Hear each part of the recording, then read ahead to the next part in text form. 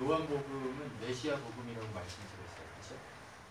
요한복음은 메시아 복음인데 메시아를 통해서 완성된 하나님 나라가 어떻게 우리에게 이 삶 속에 투영되고 주어졌는가를 보여주려고 애쓰고 있습니다. 여러분, 요한복음의 배경을 제가 계속해서 말씀드리는 이유는 뭐냐, 이 배경 속에서 요한복음을 봐야 제대로 요한복음을 이해할 수 있기 때문에 그렇습니다. 요한복음의 배경은 예수님의 십자가를 지고 죽으신 다음에 한 60년 정도 경과한 후에 그 고난 속에 죽음을 앞에 두고 있는 성도들에게 메시아가 완성한 하나님 나라가 무엇인가를 설명하려고 합니다. 여러분, 예수님의 십자가 지고 죽은 다음에 그것을 본 자들이 다 죽고 3세대, 그러니까 30년, 그러니까 2세대가 지나가는 그 상황에 처해 있습니다.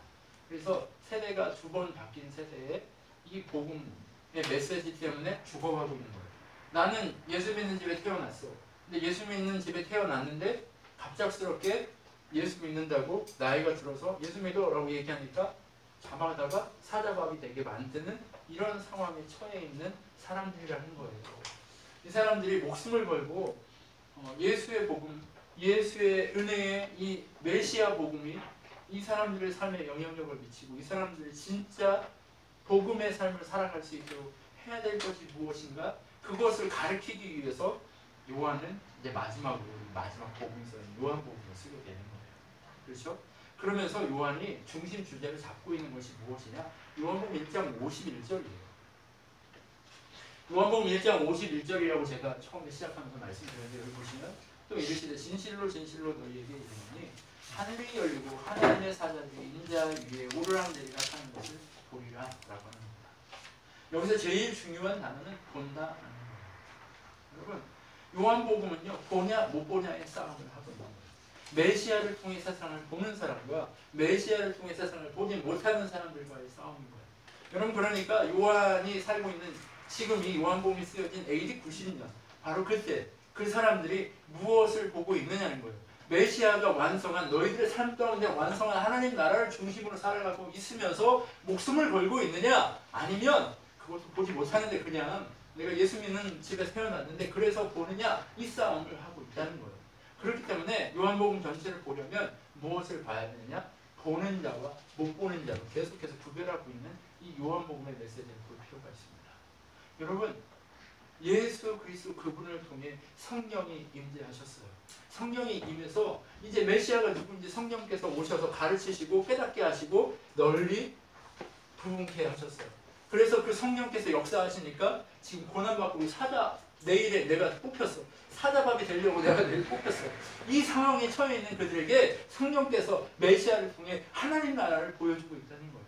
성령께서 스데반의 눈을 여셔서 하늘에 보좌 우편에 앉아 계신 예수 그리스도를 보고 주가 하나님의 우편에 앉아 있다는 것을 보고 인식한 것처럼, 오늘 그 시대에 살고 있는 이 복음의 사람들이 성령께서 눈을 띄워주셔서 보고 있는 그 연습을 하고 있느냐? 너희들이 왜 죽어야 하고 왜 이 세상에서 너희들의 육신을 죽일 수 있는 자에게 복종하지 않고 너희 영을 영원히 죽일 수 있는 그 하나님을 두려워하고 복종해야 하는가? 이것을 이 요한복음이 보여주고 있는 거예요. 너희가 믿는 메시아 그분이 성령을 통해서 너희들의 삶 가운데 하나님의 나라를 완성시키셨는데 그것을 보고 있니? 라고 하는 싸움을 하고 있는 거예요. 여러분, 그렇기 때문에 요한복음 1장에 계속해서 뭐예요? 하나님이신 메시아, 이 구원자이신데 이분이 하나님이시고 빛이시고 말씀인데 하나님 영원전부터 같이 있어서 이런 얘기들을 계속하는 거예요. 그래서 요한복음 1장에 그 내용을 하면서 요한복음 1장 마지막 절에 뭘 찍어요? 방점을 찍는데, 이제 요한복음 21장까지 무슨 내용을 얘기할 거냐? 보는 자와 못 보는 자의 얘기를 하겠다라고 하는 거예요. 그러면 누구만 볼 수 있냐? 라고 하는 거예요. 세상에 돈으로, 명예로, 힘으로, 능력으로 볼 수 있냐? 라고 하는 거예요. 아니요. 요한복음에서 계속 강조하고 있는 내용은 뭐냐? 자기가 보고 있고 내가 의인이고 나는 깨끗하고 나는 괜찮다라고 얘기하는 사람은 맹인이다라고 얘기해요. 계속해서. 그런데 나는 죄인입니다. 나는 못 봅니다. 어떻게 해야 영생할 수 있습니까를 묻고 자신을 드러내는 사람은 어때요? 볼 수 있도록 만들어주신 거예요. 아까 우리 집사님이 고백한 것처럼 아는 것에서 멈추지 않는다라고 얘기하는데, 알면 그렇게 돼 있어요. 자동적으로. 그러면 안다는 것이 무엇이냐? 나는 포도나무여 너희는 가지니 라고 했을 때 연결됨, 이것이 아닌 겁니다. 바로 요한복음은 이 지점을 설명하고 있는 거예요. 본다라고 하는 것이 중요한 이유가 뭐예요? 연결되어 있는 나와 예수 그리스도 그분을 본다라고 얘기하는 겁니다. 그렇기 때문에 요한복음은 보는 자, 안 보는 자의 싸움이 되는 거예요. 그래서 여러분 계속해서 요한복음에서 무엇을 얘기하느냐? 요한복음 1장 19절부터 19장 42절까지 무슨 내용을 하느냐? 메시아가 어떤 사역을 해서 우리에게 보여주는 것을 가르쳐줍니다. 그런데 어떤 사역을 하느냐? 물이 포도주 되는 사건을 통해서 가장 먼저 이제 이 사건을 정리하기 시작합니다. 누가 보냐라고 하는 거예요. 물이 포도주가 됐어요. 어떤 화학적인 성분의 변화나 일이 일어났습니까? 아니요, 그냥 예수님의 명하니까 가서 떠주니까 그게 됐어요. 그것을 마셨어요. 이거 맛있는 포도주네? 누구 때문에 이게 변한 거예요? 예수님 때문에 변한 거예요. 지금 요한복음이 첫 번째 사역을 통해 뭘 보여주느냐? 너희들이 물이었는데, 원래는 물이었는데 포도주로 바뀌어야 되는데 이제 누구 때문에 그렇게 물에서 포도주 변할 거냐? 나 때문에 변할 거다라는 예시를 주는 거예요. 그리고 나서 바로 다음에 뭐가 나오냐? 요한복음에만 유일하게 성전 정화 사건이 여기에서 일어납니다. 첫 번째 사역을 시작하는 순간 가나 혼인잔치에서 물로 포도주로 바꾸는 사건이 일어나고 나서 바로 성전을 깨끗게 하는 사건이 일어나요. 성전을 뒤집어 엎습니다. 그럼 눈에 보이는 그 성전이 진짜 성전이라고 생각하고 거기서 그것을 유지하려고 하고 있는 사람들을 뒤집어 엎는 거예요. 이 눈에 보이는 것이 진짜 성전이 아니다. 누가 진짜 성전이다? 너희들의 진짜 성전은 나뿐이다. 예수 그리스도 그분이 우리의 성전이 된다라고 얘기하잖아요. 그죠? 바로 그것을 여기서 명확하게 보여주기 위해서 물이 포도주 되는 사건을 뭘로 비유하느냐? 사람이 예수 그리스도를 통해서 눈에 보이는 성전이 아니라 영원한 생명을 누리는 예수 그리스도의 몸된 성전으로 바뀔 것이다 라고 하는 것을 사역 시점부터 보여주는 거예요. 그러면 이 물로 포도주 되는 사건, 바로 예수를 통해서 눈이 바뀌어진 사람들만 볼 수 있게 된다는 얘기를 하고 있는 거예요. 그리고 나서 그 사건 다음에 누가 나오냐? 니고데모가 그래서 등장합니다. 어떻게 해야 영생을 얻을 수 있습니까? 그러니까 예수님이 중생해야 된다 얘기하니까 뭐래요? 이토록 오랫동안 예수님에 대해서, 하나님에 대해서 연구했던 니고데모가 제가 다시 아기가 돼서 엄마 뱃속에 들어갈까요? 이 얘기를 하는 거예요. 왜요? 지금까지 중생해야 된다는 얘기를 들어본 적도 없는 거예요. 그러니까 뭐래요? 물과 성령으로 거듭나지 아니하면 아버지께 올 자가 없다라고 얘기해서 중생할 자가 없다라고 얘기했어요. 그러면 물과 성령으로 거듭나게 하실 분은 누구다? 예수 그리스도 그분밖에. 나밖에 없다. 나를 믿는 자. 그래서 우리가 요한복음 3장 16절에 뭐라고요? 하나님이 세상을 이처럼 사랑하사 독생자를 주셨으니 누구든지 그를 믿는 자가 멸망치 않고 영생을 얻게 하려 하심이니라. 이렇게 얘기하는 거예요. 요한복음 3장 16절에 왜 등장하느냐? 바로 앞에서 있는 내용들 때문에 등장하는 거예요. 어떻게 중생할 수 있냐? 예수 그리스도 독생자이신 우리의 메시아이신 그분을 믿으면 눈이 열린다라고 얘기하는 거예요. 바로 이것 때문에 니고데모가 등장합니다. 이때 니고데모가 변화가 일어나서 예수님의 십자가 지고 죽으실 때에 나타난 사람이 딱 두 사람이 있는데 누구냐? 유명한 사람 두 사람이 있는데 요셉과 니고데모였어요. 니고데모는 상품 300근, 300근이면 엄청나요. 이 300근을 가지고 와서 예수님의 몸을 채우고, 그리고 요셉은 뭐예요? 아리마대 요셉은 자기의 무덤에, 새로 판 무덤에 예수님을 집어넣는 일들을 합니다. 어때요? 변하니까 열매가 일어나죠. 예수를 만나서 보게 되니까 마지막에 목숨을 걸죠.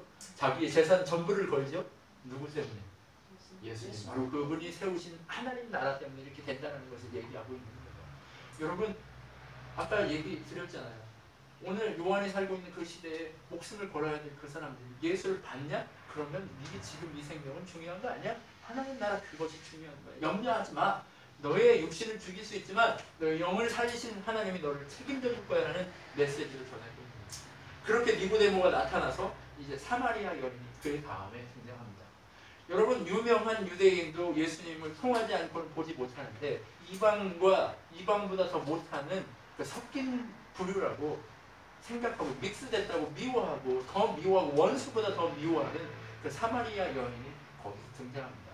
그리고 사마리아 여인 중에서도 사마리아 사람들 중에서도 가장 추악하다라고 여기는 여자가 등장하는 거예요. 그 사마리아 여자가 등장하니까 어때요? 세상에서 가장 낮은 사람이잖아요. 그죠? 근데 그 가장 낮은 사람이 뭐 해요? 예수님을 통해 그의 인생이 달라지고 있습니다. 여러분 어때요? 눈에 보이는 거룩한 성전처럼 보여지는 그것이 중요한 것이 아니라 예수를 통해 우리 각 사람이 달라지는 것이 중요하다는 것을 계속 보여주잖아요. 그죠? 그러면서 어떻게 해요? 메시아를 통해 중생한 자는 누구냐? 이방인이나 유대인이나 다 누구를 통해야 된다? 예수를 통해야 된다. 이 사마리아 여자는 어떤 반응을 일으켜요? 예수를 통해 메시아임을 알게 되고 보게 되면서 어떤 반응이 일어나죠? 가서 증거하기 시작합니다. 부끄러워서 지금까지 얼굴을 들고 다니지 못했던 그 여자가 그의 인생에 변화가 찾아오는데 예수 그리스도 그분을 증거하는 인생을 살기 시작합니다. 여러분 그것이 이 여자의 변화요. 우리 각 사람의 변화입니다. 그러면 니고데모나 이 사마리아 여인은 누구예요? 이 자리에 앉아있고 이 자리에 말씀 증거하는 우리 모습이라는 거예요. 우리가 이러했고 우리가 예수를 통해 그것을 보았기 때문에 이 좁은 길을 말없이 기쁨으로 감사함으로 걸어가고 있다라고 얘기할 수 있습니다. 그렇게 해서 계속해서 이제 무슨 얘기를 하느냐? 보는 자와 못 보는 자의 얘기를 시작합니다. 이제 5장부터는 무슨 얘기를 하느냐? 보는 자와 못 보는 자 얘기를 시작합니다.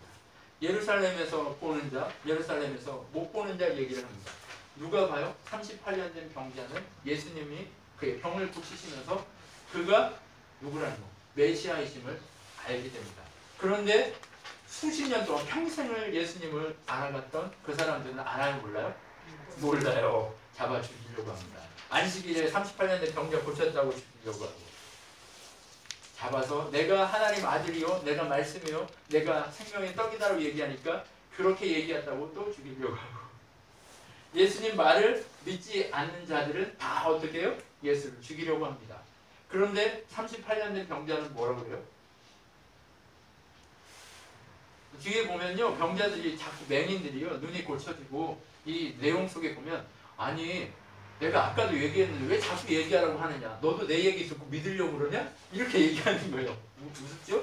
네, 무슨 얘기인지 이해가 되시죠? 계속해서 본 자들은 뭐라고 얘기했냐 못 본 자들이 너 왜 그 사람이 메시아라고 믿냐 그러면 뭐라고 얘기하냐면 너무 당연하게 그분이 우리에게 보여주고 그분이 우리에게 행하신 일들이 메시아이심을 증거하고 있는데 왜 못 믿게 하냐 이렇게 얘기한단 말이에요. 그리고 나면 사람들이 또다시 물어봐요. 왜요? 이해가 안 되거든요. 왜요? 보지 못하기 때문에.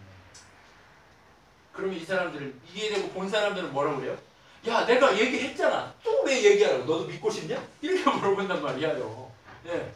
여러분 지금 보지 못하는 자들도 얼마나 가슴이 답답한지 몰라요.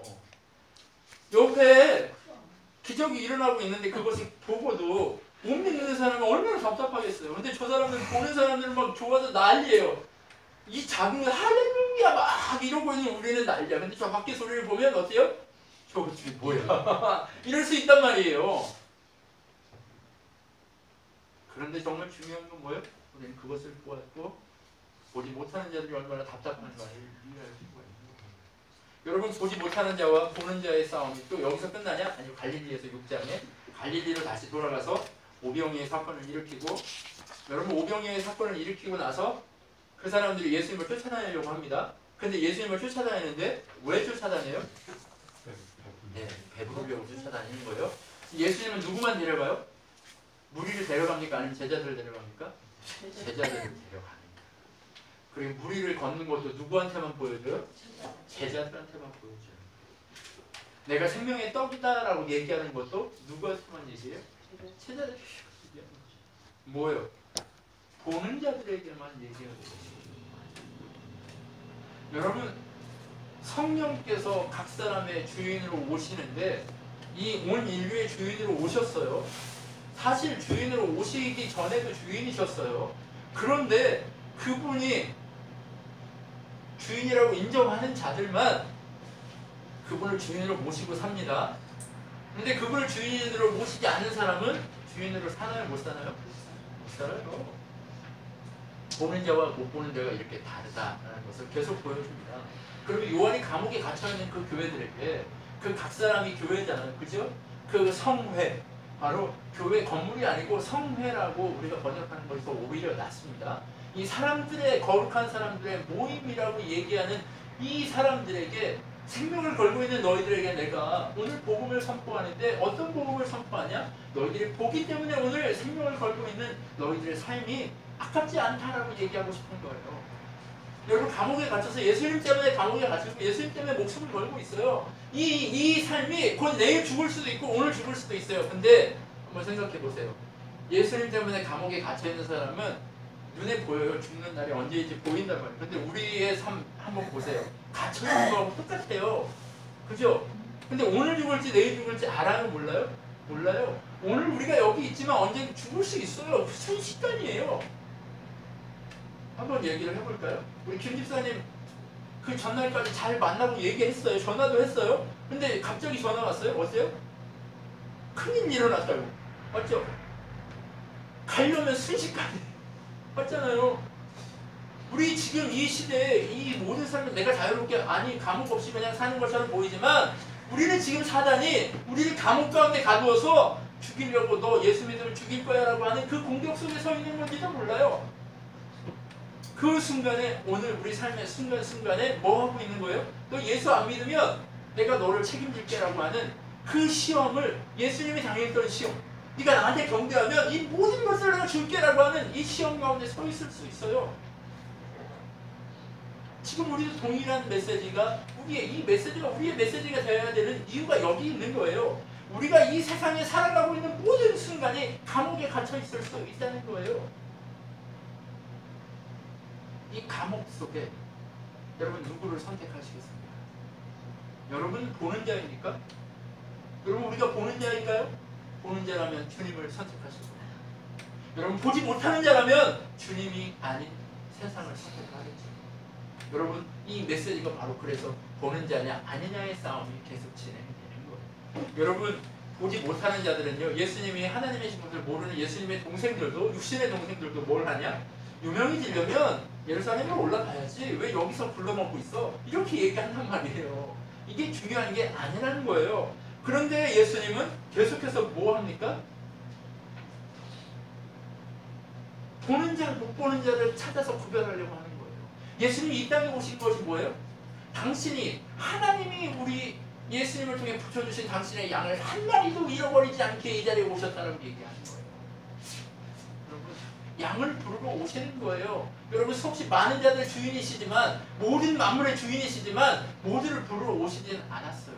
모두에게 이 기쁜 소식을 전하지만 이것을 받아들이고 양의 소리를 듣고 알아먹는 자들을 부르러 오셨다라고 얘기합니다. 여러분, 그런데 우리가 그 소리를 듣고 들어먹고 이 자리에 이 세상이 감옥이고 우리가 하나님을 선택하지 않으면 우리는 주님을 선택하지 않은 것과 동일하다라고 하는 이 메시지가 우리의 메시지가 되도록 하신 그 주님이 우리의 주님이시요 우리의 하나님이시라는 것이 얼마나 감격이에요. 여러분, 삶의 순간순간에 우리가 감격스러워야 될 이유가 여기 있는 거예요. 우리는 이 세상이라는 감옥 속에서 살아가면서 이런 고통을 이겨가고 있다는 것을 우리는 믿어야 될 줄 믿습니다. 그렇기 때문에 주님이 계속해서 에고 에임이라는 얘기를 하는 거예요. 나는 목자고 나는 참 목자고 너희는 양이고 양의 문이고 그리고 뭐예요? 나는 포도나무고. 계속해서 저번에 우리 7번의 에고 에임이 저번 주에 했잖아요. 그죠? 바로 그 나는 나다.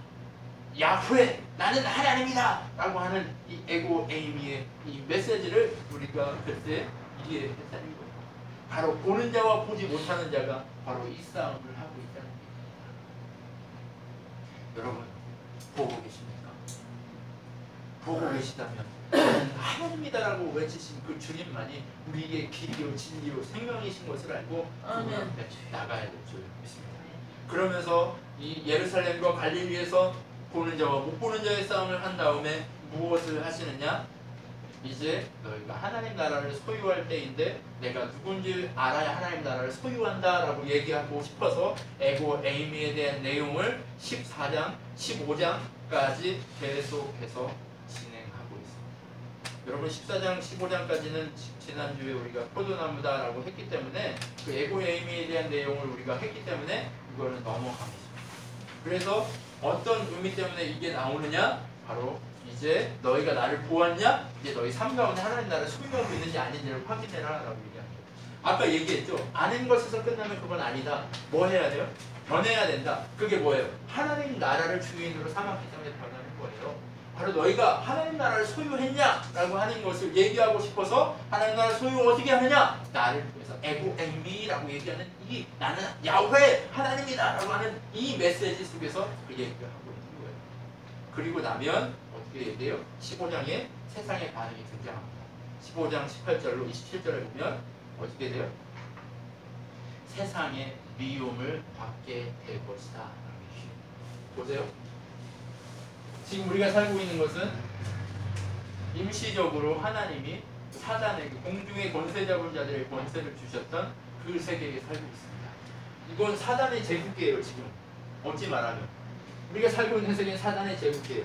그런데 이 사단의 제국에 어떻게 누룩처럼 하나님의 몸된 교회들이 하나님 나라를 가슴에 품고 이 공동체 모임으로 또 하나님의 이 영토죠. 이게 사단의 영토인데 정복해 가고 있는 거예요. 그러면 사단이 우리를 즐거워할까요? 미워할까요? 자기 나라를 뺏고 있는데 미워하죠. 당연히. 너무 당연히 미워하고 있는 거예요. 네. 미워서 잡아먹고 싶어 죽으려고 하죠. 그러니까 요한시대에 어떻게 하고 있어요? 요렇게 하나님 나라가 누룩처럼 번져가니까 잡아 죽여서 이 사단의 나라를 빼앗기지 않게 하려고 하고 있는 거예요. 여러분 사단이 왜 요즘 교회를 공격하는 줄 아세요? 자꾸 그 교회 건물 크게 만들고 그것이 자기들의 것이 믿음인 것처럼 생각하고 하나님 나라인 것처럼 생각하고 그것이 진짜 거룩한 통전으로 생각하게 만드는 이유가 뭔지 아세요? 이렇게 누룩처럼 한 사람 한 사람 글쎄 몸된 교회들이 세상을 정복해가는 것이 그렇게 해야 정복 못하기 때문에 다 어디서만 사자예요? 크리스찬들이?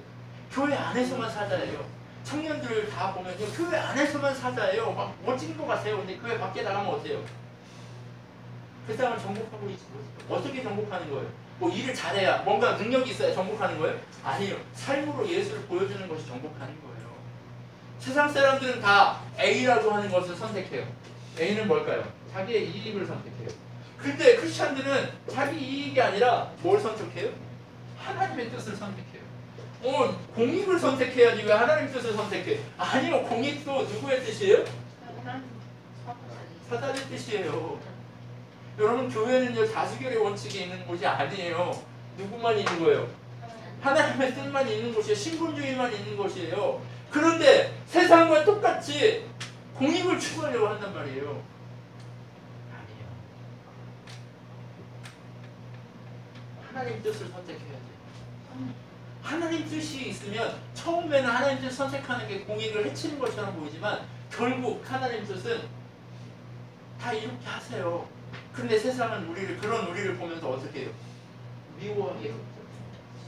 왜요? 그렇게 하면서 누룩처럼 하나님 나라가 이겨가기 때문에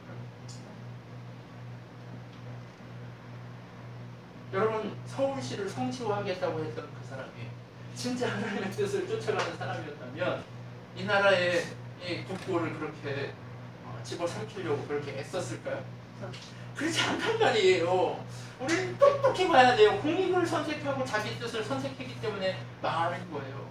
여러분 제가 여기 앉아서 아침에 이제 애들하고 예배 드리고 끝나서 가만히 앉아있으면서 무슨 생각을 했냐면 이 장소 안에서 참 내가 많은 실수를 했구나라는 생각을 했어요. 어떤 실수? 하나님의 뜻이 아니고 그런 것을 선택한 것들이 참 많구나라는 생각을 참 많이 했습니다. 여러분 그러면서 무슨 생각을 했냐? 하나님 뜻을 선택하는 인생을 살아야 되는구나 라는 생각을 해요. 여러분 오늘 이 메시지 속에서 세상의 반응이 어떻게 나와요? 15장에 보면 미워하게 돼 있다는 거예요. 15장 18절 27절 보면 세상 예수님을 계속 미워하고 잡아 못 죽여서 안달입니다. 그런데 못 죽여서 안달인 그들에게 세상에게 얘기하지 않아요. 이제는 누구한테만 얘기해요? 듣고 있는데 당신이 곧 떠나가야 되잖아요. 떠나가는데 이 세상에 이리들에게 이리 굴속에 양을 맡기는 그 심정으로 예수님이 이런 얘기를 합니다. 어떻게 해요? 16장에 보면 예수님이 이런 얘기를 해요. 믿음이 흔들리지 않게 하기 위해서 내가 누구인지 너희에게 가르쳐준다. 그리고 뭐예요? 진리로 인도하시는 성령 안에 거하게 하시기 위해서 내가 누구인지 너희에게 밝혔다. 이 얘기합니다. 왜 에고 에이미를 얘기했는지를 16장에 계속해서 밝히고 있는 거예요.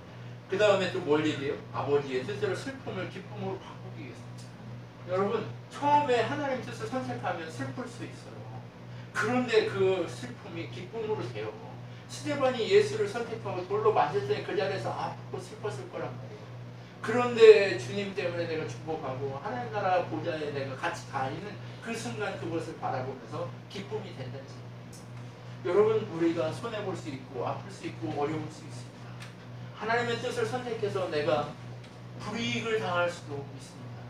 그런데 그 불이익이 결국 내 인생의 기쁨이 되고 능력이 되게 하실 하나님의 뜻, 그것을 우리가 놓치면 안 돼요. 여러분, 그것을 놓치지 마십시오. 우리가 그것을 놓치는 순간 어떻게 될까요?